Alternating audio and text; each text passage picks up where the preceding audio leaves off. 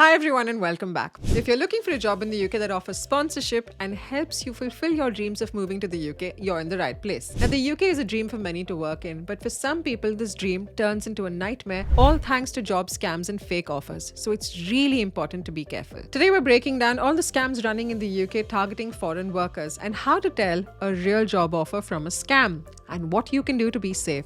So stick around till the end. If you're new, I'm Ashika and I talk about moving across the world to work or to study. And with that, let's dive in. Let's start off with what's been happening in the UK. A few weeks ago, the government announced that it would be cracking down on employers who exploit people looking to move to the UK. While what happens to the employees isn't really your problem, you should make yourself aware of the current scams operating and avoid all such employers. One common scam is to overcharge people for visa fees. Some companies pay your skilled worker or healthcare worker visa fees and the others pass the cost on to you. But rogue companies overcharge you for these fees. So to protect yourself, you should know what the actual fees are. And if you're asked to pay more than that, step away from this opportunity because it can't be trusted. You'll find all the information on actual visa fees on the gov.uk website. The second scam is where they ask you to pay for a job. Do not pay for any roles. It is illegal for sponsors to charge you for a job in the UK, and you are not supposed to pay agents to secure you a job in the UK either. Many times people are desperate to move to the UK and agents take advantage of that and ask people to pay thousands of pounds to secure them a job. You might have considered it too. The challenge with this is that at times these agents will take your money and then disappear. Other times they will get you a job and a visa to move to the UK, but after you get here you'll realize that salary is barely enough to survive here. You're not going to be able to recover the money you spent on the visa, you won't have enough savings, and this whole thing is pointless. The next scam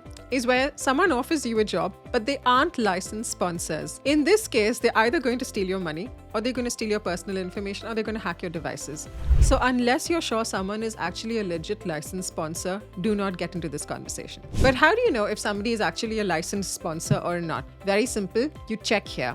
Often you'll have an agency recruiting for a brand, and if the agency is not a licensed sponsor, you have to ensure that the company is. If you can't find their names listed, ask directly what the registered company's name is in the register of sponsors and check for yourself. Yet another scam is where you come to the UK and then you realize there's no job, and these agencies will disappear or tell you to go find work by yourself. While this doesn't sound so bad, please remember you'll only be able to get jobs in the same job code as the visa you applied for, and it's not going to be easy. Very often, you'll end up doing just about anything to earn some cash. It's going to be really difficult to afford rent, leave alone anything else. There have also been instances where you move to the UK, you work a job, and your employer then decides to withhold your wages. To make matters worse, they seize your passport. And they'll provide you basic food, basic accommodations, but you're basically at their mercy after that. But wait a second, let's take a step back. I know I've said a lot of scary things, but the intention is not to scare you. Please understand that it's to help you make the right decisions. Since 2022, the UK government has revoked 450 sponsor licenses,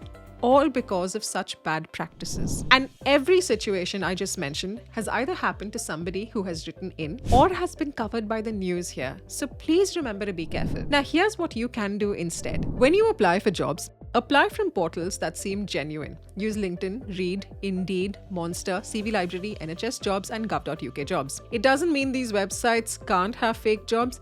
It just means they might be a little more trustworthy. Next, know which roles can and can't be sponsored. If someone tells you there's a role for a cleaner that offers sponsorship and that they can help you move to the UK, it is a scam. Simply because if you check gov.uk, they clearly mention that this role is not eligible for sponsorship. And likewise, there are a lot of other roles that are not eligible. It is up to you to do your job and check the list here to make sure no one is scamming you. Next, check if the company offering you a role is a registered sponsor or not, and I showed you how to do that. Also, you can speak to people in that company using LinkedIn and check if legitimately there is a role, such a role in the company, and they're actually hiring for it. Next, read reviews of these companies. Check Google for reviews or Glassdoor for reviews, or you can even write the name of the company plus scam and see what results you get. If it's a company that has been scamming people quite a bit, there will be such comments. Now, suppose you get an email from Sony offering you a job. Sounds amazing, right?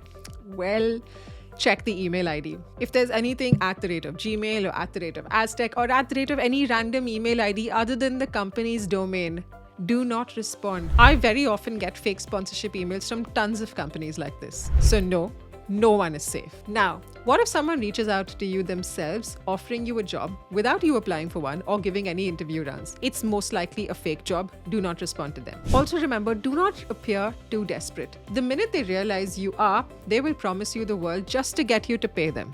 And then they will disappear. And that's a wrap. I've been speaking quite a bit. I hope this video was helpful. Let me know in the comment section below if you've ever experienced something like this or if you have any more questions.